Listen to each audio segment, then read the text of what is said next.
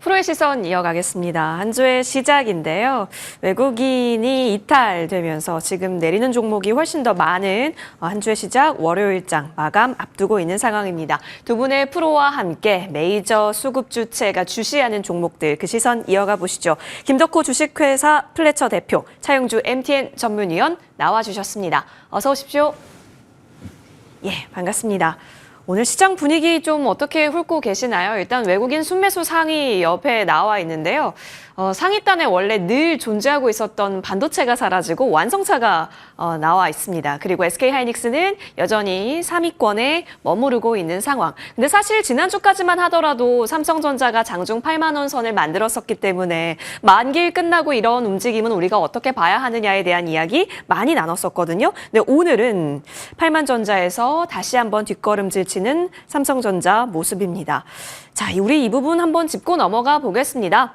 김덕호 대표님, DS 부문에서 일단 1분기 때 흑전하고 나서 앞으로 쭉쭉 이익 개선세 일어날 수 있다라고 했잖아요. 근데 그 이익 개선세가 HBM 쪽이 아니다라는 점에 있어서는 계속해서 주가 반영 못 시키는 걸까요? 만약에 그게 HBM 쪽이라 한다고 가정을 해보겠습니다. 네. 그리고 실제로 삼성전자가 엔비디아에 만약에 HBM을 납품하기 시작했다라는 호재가 발생했다는 것까지도 한번 가정을 세워보겠습니다. 예. 그러면 삼성전자를 사겠습니까? 사람들은 엔비디아를 사겠습니까? 자, 지난주 6월 10일에 엔비디아가 10분의 1로 액면 분할을 진행을 하면서 역대 최고로 엄청난 물량들이 매수가 들어왔습니다. 우리나라가 지난 일주일 동안에 개인 투자자들의 순매도가 가장 컸던 종목 중 하나는 삼성전자입니다. 일일별로 기준으로 보시면은 개인 투자자 매수가 순매수지 않느냐 하시는 분들이 계신데 이거는 이제 누적 거래량을 봤을 때, 누적 거래일을 봤을 때 20일 이후인 60일, 120일을 보시면은 그만큼 이제 장기적으로 삼성전자에 대해서의 장기 비전을 보고 접근하셨던 분들조차도 삼성전자에 대한 매력이 상대적으로 미국의 엔비디아에 비했을 때는 감퇴했다라고 볼 수밖에 없다라는 거죠. 이 부분은 저희가 이 시간대도 말씀을 많이 드렸던 금투세 도입, 이런 여러 가지 영향들, 그리고 코리아 디스카운트 이런 부분들까지 포함을 하면은 여전히 가야 될 길이 많은 것은 사실입니다. 그런데 그렇다고 해서 우리가 삼성전자가 지금 8만 원을 못 갔기 때문에 이것은 매력이 없다라고 보시는 것은 상당한 어폐가 있는 말씀이라고 말씀드릴 수 같고요. 오히려 지금 DS 부분이 이제부터 본격적으로 이제 수장 교체까지 해가면서 극단적인 조치를 했다라는 거는 이번에 바뀌신 그 신 사장님도 이제 사실은 메모리 사업부로 이제 들어오셨다가 또 SDI 쪽에서는 또 이제 또 여기 주력 부분에 있어서 또 임원들로 계셨고 하다 보니 결국은 기술진을 불러왔다라고 한다는 건 삼성전자가 또 한번 이제 체제 변환의 고통을 좀 겪는 기간이 좀 필요하다라고 보고 있습니다. 그래서 오히려 지금은 삼성전자 하면은 우리가 무슨 삼성전자 가스라이팅 한다 이런 얘기할 정도로 모든 전문가들이 다 긍정적이다 얘기를 하지만 일시적인 조정이라는 부분에 대해서는 우리가 믿고 조금 더 기다려봐야 되는 시점이다라고 요약을 드리겠습니다. 네. 진짜 늘 삼성전자는 계속해서 5월부터 쭉 시간의 문제, 시기의 문제라는 이야기 코멘트 드리고 있는 것 같은데 어쩔 수 없는 구간도 느껴집니다. 자, 그럼 이 속에서 SK하이닉스 이야기 한번 해볼까요? 오늘 장중에 SK하이닉스가 굉장히 또 치고 올라가면서 코스피 지수도 같이 연동해서 플러스를 만들기도 했었는데 글쎄요, 지금 시간에서도 그래도 견조함은 느껴질까요? 자, 근데 소송 뉴스를 주말 사이 아마 많이 받아 들으셨을 겁니다. 이거 우리 어느 정도로 중요도 있다라고 봐야 될까요? 일단 마이크론을 공격했다라는 거. D램 업계에서는 그동안 양 조절로 같이 갔었던 업계였는데 HBM이 등장하고 나서부터 이제 기술 침해는 용납 못한다라는 것으로 읽어야 할지, 그렇다면 SK하이닉스가 확실히 기술적 우위에 있기 때문에 이렇게 특허, 대리를 통해서 친다라는 개념으로 봐야 할지요? 일단 전반적인 큰 그림을 보자라고 한다면 하이닉스가 이제 그동안 안 했던 것을 지금 한다면 예. 이제 역설적으로 이제 경쟁이 심화되기 시작했다라는 어떤 바로미터라는 거죠. 이 소송은 한두 해에 끝나는 건 아닙니다. 이건 정말 지난한 싸움입니다. 지난한 싸움에서 이득을 봐봤자 1조도 안 되는 금액이죠. 그래서 하이닉스가 왜 걸었을까요? 더군다나 거래처임에도 불구하고 이것은 결국 앞으로 이 본보기일 가능성이 있다는 거죠. 그러니까 여기서 얻는 실익보다 앞으로 우리 특허를 침해하지 말라라는 부분들로 인해서 그러니까 결국 기술이라는 건 특허가 있으면 특허를 우회해야 되는 거 아니겠습니까? 그러면 기술 개발이 더 오래 걸린다라는 거죠. 따라서 하이닉스 입장에서는 저는 적절하게 칼을 내뺐다라고 말씀드릴 수가 있겠습니다. 초반에 내뺀 게 아니라 그들이 어느 정도 기술 개발할 시간을 주고 나서 오히려 지금 특허 공격을 하는 것들이 그들이 여태껏 했던 것들을 무위로 만드는 계기가 아니겠습니까? 그래서 저는 하이닉스의 전략이 굉장히 좋다라는 거죠.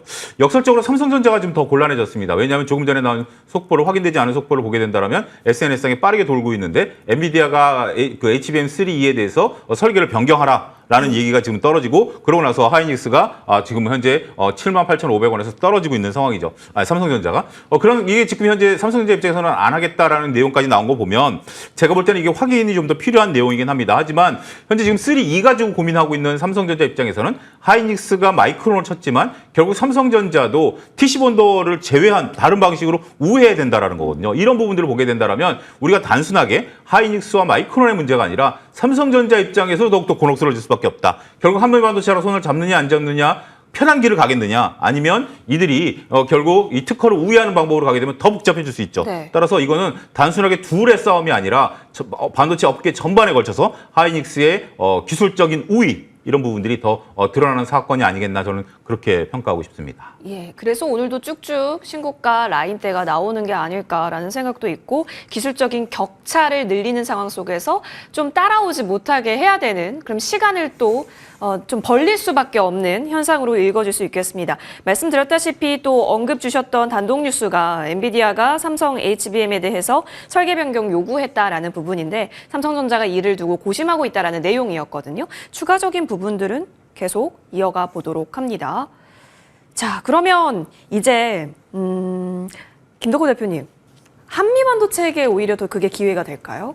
뭔가 설계 변경이라는 게 사실 MRMUF일지 아니면 뭐 TC본도일지 잘 모르겠습니다만 이런 노이즈가 만약에 나오게 된다면 삼성전자가 고심하고 있다라는 게 기사 투이기는 했는데 뭔가 다른 쪽에 기회가 있다라고 우리 열어놔도 괜찮을까요? 일단 이 소송이라고 하는 거는 예. 결국은 아까 차영수 소장님께서 말씀해 주신 것과 동일하게 그러니까 결국은 서로에 대해서의 특허권을 존중해달라는 쇼잉으로 나올 가능성도 있습니다. 근데 이 소송전을 사실은 뭐 미미르가 지금 IP를 받아서 이렇게 뭐 특허를 받아서 지금 소송을 지금 걸어버렸다 뭐 이런 얘기는 나왔는데 이거는 뭐 사실 마이크론이 먼저 선제적으로 또 이런 특허 소송을 지금 진행한 것도 있습니다. 심지어 뭐 델이라든가 테슬라한테도 지금 걸어버렸다고 하니까 이 부분들은 그만큼 나를 좀 인정해달라라는 얘기인 거는 맞는 것 같은데 일단 HBM3가 아니라 HBM3E를 기준으로 했을 때는 가장 먼저 납품을 시작했던 곳 중 하나가 바로 이 마이크론이고요. 그 다음에 우리가 실제로 HBM3부터 이제 양산을 3E까지 성공적으로 하게 된 게 SK 하이닉스라고 보시면 될 것 같습니다.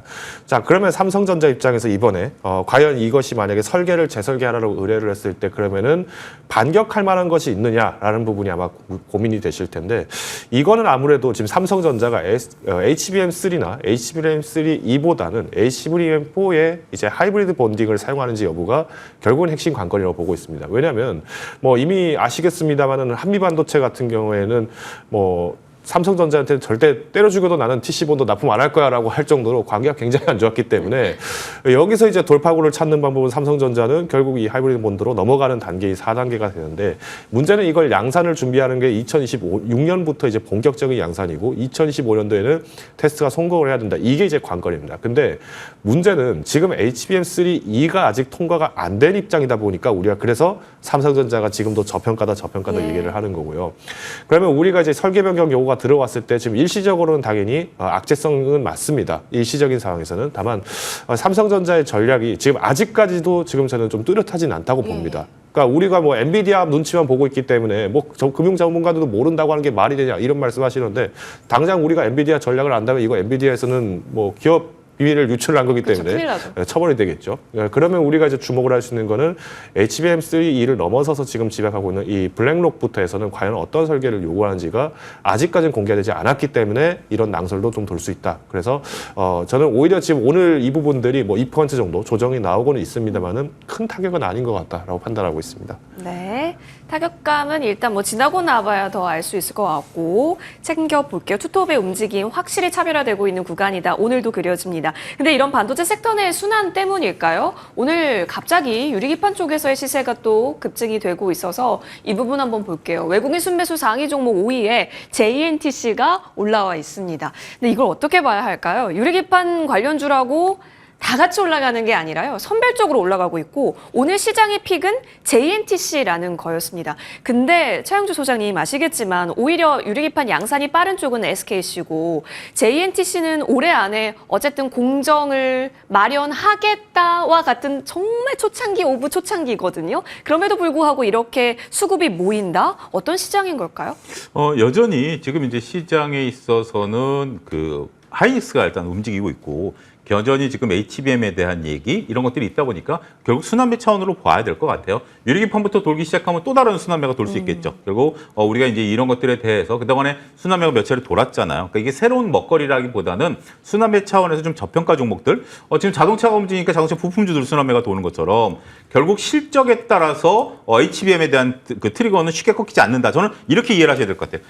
유리기판이 올라가니까 유리기판을 지금부터 봐야 되느냐가 아니라 이거는 트레이딩 관점으로 접근하셔야 되고 왜냐하면 삼성전기가 18만 원에서 꺾였기 때문에 그렇기 때문에 아직 추세적으로 사기는 어렵습니다. 하지만 관심은 가져야 되는데 여전히 이 지금 현재 하이닉스를 못 사시는 분들 산미반도체라든지 이스페사스를 못 사시는 분들이 트레이딩 관점으로 접근한 거다. 저는 그렇게 평가하고 싶습니다. 맞아요. 가는 종목이 워낙 가다 보니까 반도체 내에서의 순환이 오히려 또 빠르게 일어나고 있다라는 점을 우리가 읽을 수 있어야겠습니다. 그래서 어려운 겁니다. 그래서 김 대표님, 반도체주에 대한 전략은 그럼 지금 어떻게 저희가 정의 내려봐야 될까요? 일단 지금은 우리가 무리하게 뭐 포기를 하거나 네. 아니면은 급하게 변경할 사항은 아니라고 봅니다. 물론 이제 우리가 지금 현재 시장에서는 뭐 장비주들이 조금 더 우선적으로 움직이고 또 이후에는 부품주, 소비재 이렇게 돌아가는 상황인데 사실 뭐 지금 시장 자체가 변동성이 굉장히 높죠. 그러니까 오늘 시장 같은 경우에도 뭐 음식료가 갑자기 또 다시 한번 뭐 VI가 발동되는 종목들도 있고 또 다시 이제 또 급락 매물이 나오는 종목들도 많은데 그러니까 지금 시장 자체는 오히려 지금 CPI 발표도 끝났고 FMC도 끝났고 하다 보니까 뭐 예상된 결과 나왔다. 그러니 이제 기대감을 삼으려고 하다 보니까 이제 여름은 됐고 뭔가 이제 테마는 돌고 있고 계절도 바뀌었고 이러다 보니까 눈 돌아가는 곳에 증시가 딸 끌려가고 있다고 보시면 됩니다. 그러니까 오히려 지금 내가 갖고 있던 좋은 종목들이 좀 빠지는 거는 뭐 급락으로 빠진다라기보다는 사실은 다른 섹터를 이제 좀 순환이 빠른 혹은 이제 좀 탄력이 높은 종목으로 교체를 하는 사람들이 좀 일시적으로 많아지다 보니까 나온 현상이라고 저는 보고 있고요. 그러면 오히려 손절가를 정말 내가 이 종목을 내가 오래 기다리지 못한다. 내가 지금 뭐 대출까지 끌어서 내가 지금 걱정된다. 그런 경우가 아니라면은 무리하게 종목을 교체하실 사항은 아니라고 보고 있습니다. 무리한 종목 교체가 아니라 그리고 그 낙폭이 정말 그 거래를 완전히 수반해서 밀어내는 쪽이 아니라고 한다면 반도체에 있어서는 계속해서 믿고 기다림도 어느 정도 필요해 보입니다. 자, 그런데 오늘 이쪽에서 좀 치고 올라왔죠? 바로 완성차 한번 보겠습니다. 외국인 순매수 상위단에 기아와 현대차 올라와 있습니다. 사실 우리가 몰랐던 재료는 아니었어요. 인도법인 상장한다 이 얘기는 몰랐었던 건 아니었는데 오늘 좀 더 강력하게 들어왔죠. 왜냐하면 현대차에서 오늘 공시를 완전히 내면서 인정을 했었거든요. 따라서 역시나 기관 쪽에서도 현대, 기아 같이 따라 사는 종목에서 흐름 나오고 있습니다. 야, 시가총액 상위 종목입니다. 기아가 5% 가깝게 올라가고 있는 현재 국면. 그리고 현대차도 마찬가지. 지금 꼬리를 조금 달기는 했는데 뭐 지수 부담이었을지는 모르겠습니다만 어쨌든 4%대 견조한 상승권은 확실히 보여지고 있습니다. 전고가 2021년에 만들어졌었대요. 현대차요. 관련해서 이 인도 법인 상장 이슈가 그 2021년에 만들었었던 고점 라인대를 뚫고 더 갈 수 있는 힘이다라고 보시는지요? 일단 현대차에 대한 재료가 너무 풍부합니다. 우리가 한번 차분히 보죠. 인도 상장에 대해서는 제가 이 이야기가 나왔을 때부터 매우 고무적이다라고 했습니다.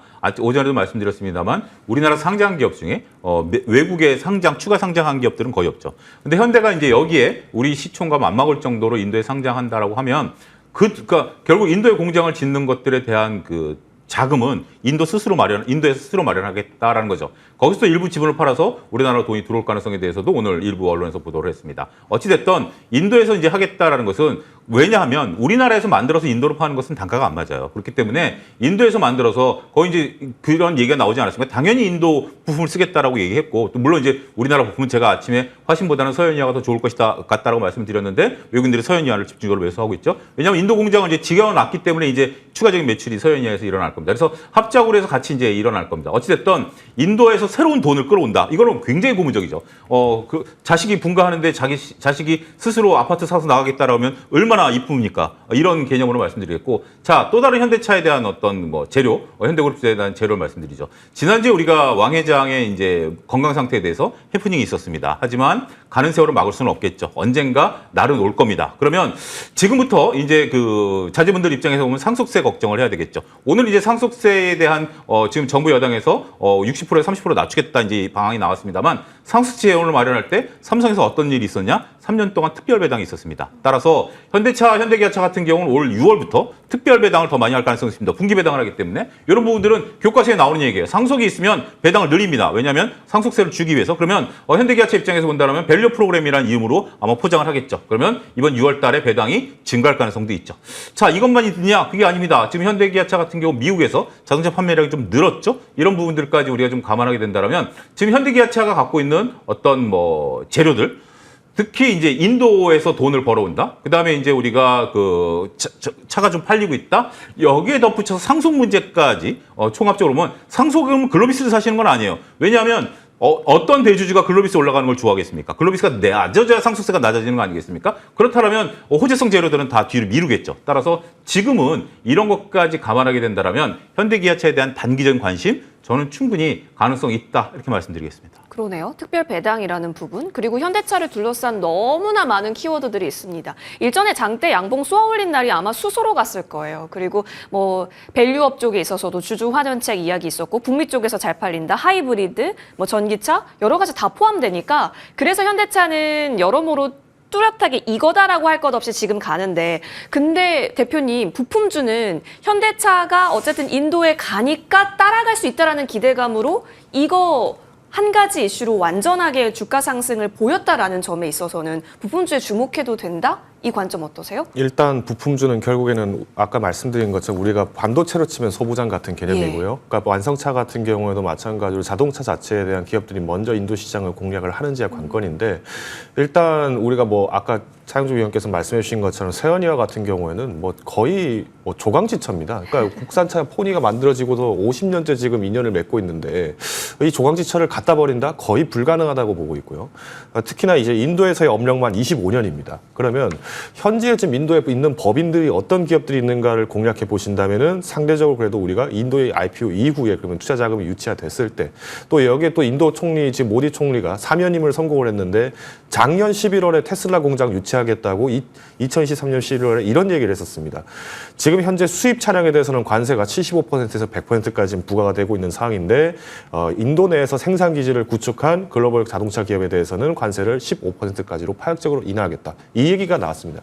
이 얘기를 하고 나서 지금 사면임에 성공을 한 거예요. 그러면 당연히 그러면 여기 지금 국내 투자자들 같은 국내에서 많이 이제 넘어갔던 기업들 같은 경우에 이 부분들을 주목할 수밖에 없고요. 그러면 뭐 코리아 FT 같은 경우에도 이번에 하이브리드 실적이 굉장히 탄탄하게 나왔기 때문에 기대하는데, 이런 것도 지금 인도의 법인이 여전히 있기 때문에 연구소가 있기 때문에 기대가 된다 보시면 될 것 같고요.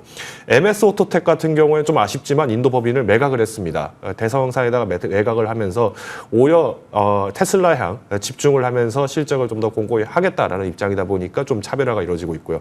그래서 우리가 주목을 하실 거는 일단 아무래도 인도 진출이 조금이라도 좀 빨랐던 기업들이 상대적으로 우리나라 삼도서 거기에서 팔이 안 붙기 때문에 이런 종목들에 대한 옥석 가격이 분명히 나올 거라고 판단을 하고 있습니다. 이전에는 미국 공장이 굉장한 키워드였는데 이제는 인도 쪽에 라인이 있는가가 여러분 투자하실 때 지금은 굉장히 중요해 보입니다.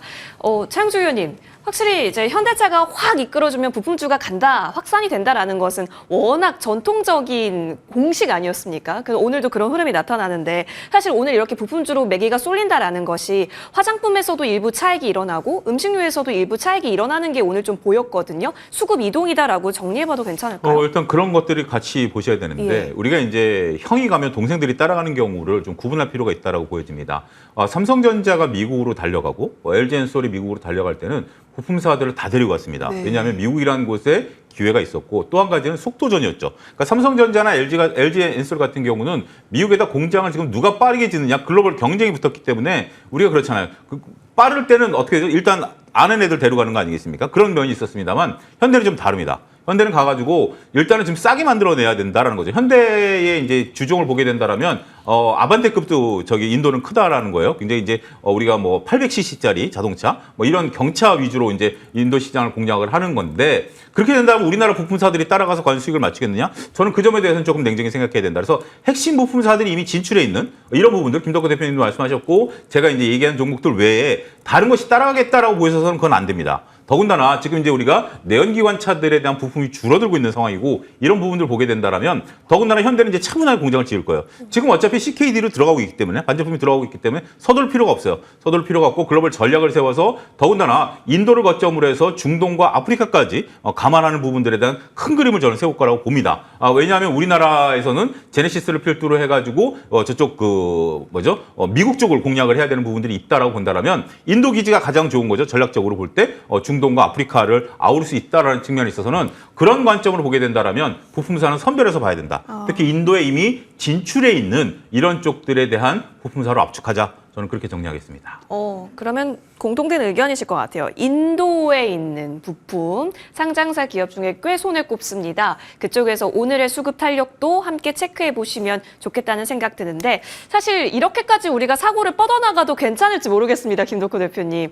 오늘 전기차 얘기까지 좀 혹시나 가져갈까 해서 저도 이제 인도의 전기차가 어느 정도로 팔리고 있지라고 했더니 성장성은 또 굉장히 좋더라고요. 근데 현대차도 그걸 또 염두에 두고 진출한 게 아닐까라는 생각도 있는데 그럼 그런 쪽에 있어서 전기차 부품이나 전기차 쪽에 있어서 온기 확산에 대한 일말의 가능성 점쳐볼 수 있어요? 만약 이거를 얘기를 드린다면은 일단 테슬라가 실질적인 전기차에 대해서는 우위 점유가 가능하지 않을까라고 보고 있습니다. 아까도 말씀드렸다시피, 그러니까 모디 총리가 왜 테슬라 공장을 잡으려고 했겠습니까? 실질적인 수출을 했을 때 가장 그러니까 대표적인 브랜드가 되다 보니까 여기에 이제 기대를 하고 있는 것은 사실이고요. 중국 같은 경우는 이미 이제 뭐 자율주행 관련된 기술들을 지금 탑재를 해서 지금 주행하는 걸 지금 대비를 하고 있는 상황이고요. 그러면 오히려 현대차가 가져갈 수 있는 강점은 전기차도 분명히 기대는 많습니다. 근데 오히려 순수 전기차보다는 오히려 지금 현재 빠르게 적용할 수 있는 건 하이브리드 차량.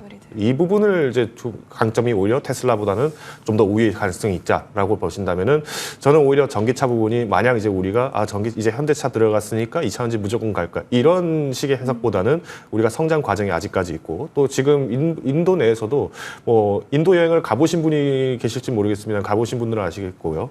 굉장히 부지가 넓습니다. 이 교통편도 사실은 도로 형편이 또 어려운 곳들도 많기 때문에 충전소 설치 좀 상당 부분 오랜 기간 장기 프로젝트로 잡아야 된다는 겁니다. 그래서 오히려 인도가 지금 기회의 땅이다. 그렇기 때문에 지금이라도 인도에 진출해야 된다라는 기업들이 많아지고 있다는 점으로 요약을 드리겠습니다. 그러니까요. 그럼 애초에 인도에 있는 기업은 정말 어마어마한 그 기업을 그 수혜를 얻을 수 있겠네요. 코멘트 있으시다고요? 우리가 이제 현대차가 처음에 IPO를 할 때 그 두 가지를 얘기했어요. 인도에 있는 부품을 쓰겠다.